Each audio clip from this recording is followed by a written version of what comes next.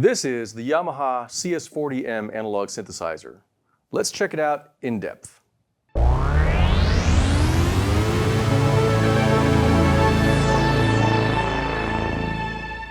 I'm Roland SH5, and this is Alamo Music Center, San Antonio, Texas. Be sure to check us out online at alamomusic.com and hop on the YouTube channel to subscribe. It's the Alamo Music Sound Lab. We have tons of great videos in the past, present, and we're going to have a lot more coming up in the future. Today we're going to be checking out the Yamaha CS40M analog synthesizer. It's kind of like a rare synth for most parts. It's got a lot of cool features and some great sounds. We're going to dive into it. We're going to check it out and we're going to listen to it. Stay tuned. Okay, here it is, the Yamaha CS40M. Let's start by talking about the CS lineage. It's kind of odd because Yamaha came out with a whole slew of CS synthesizers from the 70s throughout the 80s. But they were all somewhat a little different.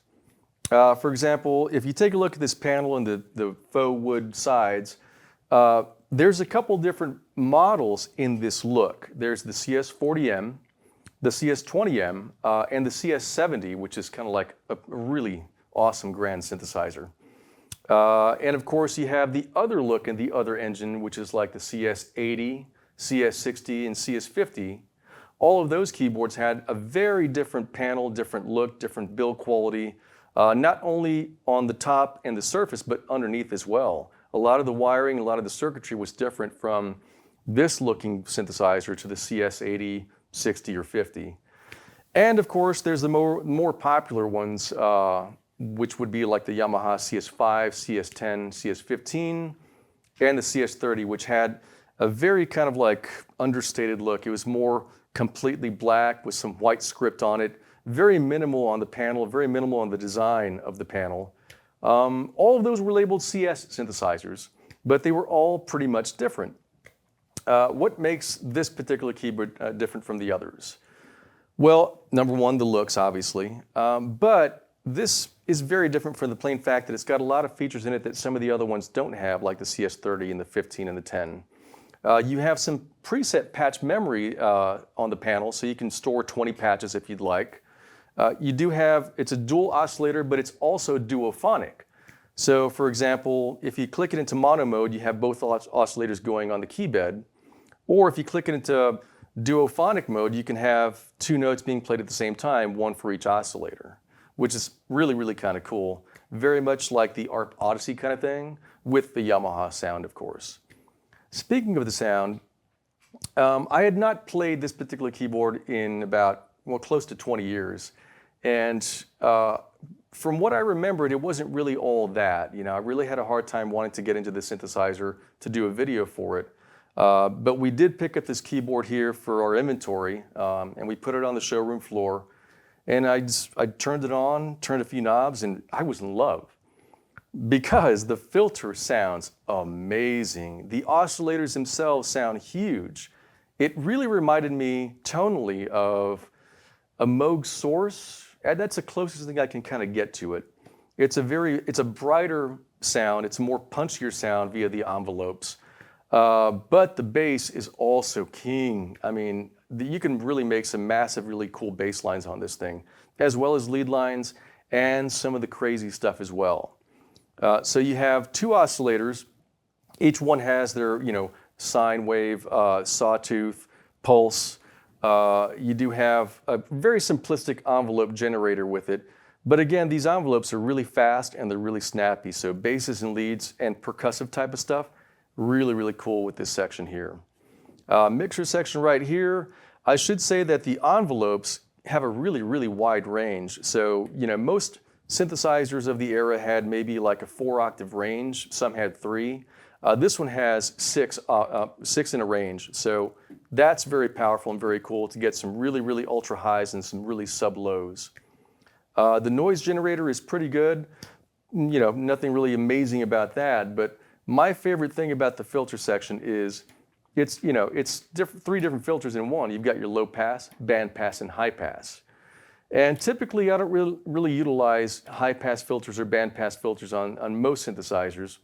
But this one sounds really, really good. I think the closest thing to me that sounds as good as this would be like a Roland SH5.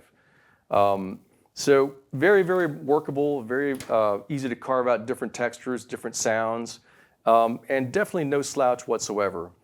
The LFO section is really simplistic, really not much going on there. Basic, tri-wave. You do have different ways to engage the pitch and modulation wheel, which is kind of cool and not really found in a lot of other synthesizers.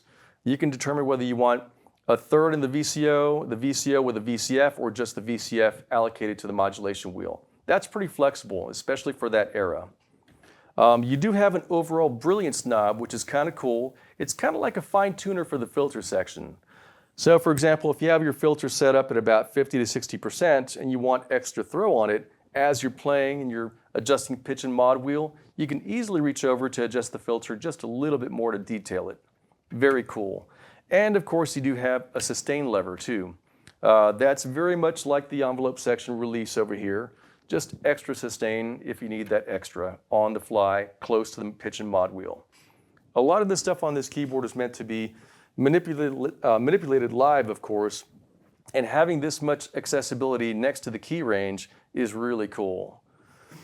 Let's talk about the back panel. The back panel is actually pretty loaded. Very unexpected for a keyboard of this nature. You do have control voltage and trigger in and out for each oscillator. So that's pretty cool. If you wanted to CV something up to one oscillator, you could do that and still play the other just fine on the key bed, or you could run them both on CV. That's pretty powerful. You have a lot of inputs here. You've got a VCF input and you have a VCA input. And of course, you can assign that to like a pedal, floor pedal. Speaking of which, you do have volume, sustain, portamento. So you can hook up a pedal to this to kind of range and guide that portamento sweep. Pretty cool on that. You do have a really cool output section, which has a low output, high output, pretty typical. But you also have an XLR balanced output. And I've said this before for some of our other videos. If you have a synthesizer that does have balanced XLR output, it's always important to use that instead of the 1/4-inch jack. It's a hotter level, it's a cleaner level, it's just a better level all the way around.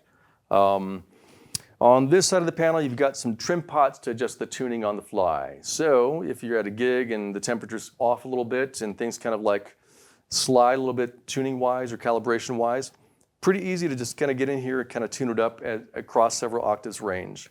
Nice little scaling system on that. About the only detriment that I could find in this keyboard, it's really not the sound. It's not the functions. It's really just the size and the footprint. It's just a big, clunky, heavy keyboard. I would say it's more suited for the studio kind of thing, but obviously if you're taking it out live and you have the means to do it, go for it.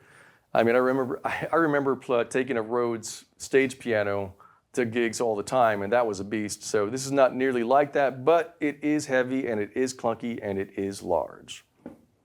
Okay, that covers a lot of what's on the panel here. Why don't we check out some of the sounds?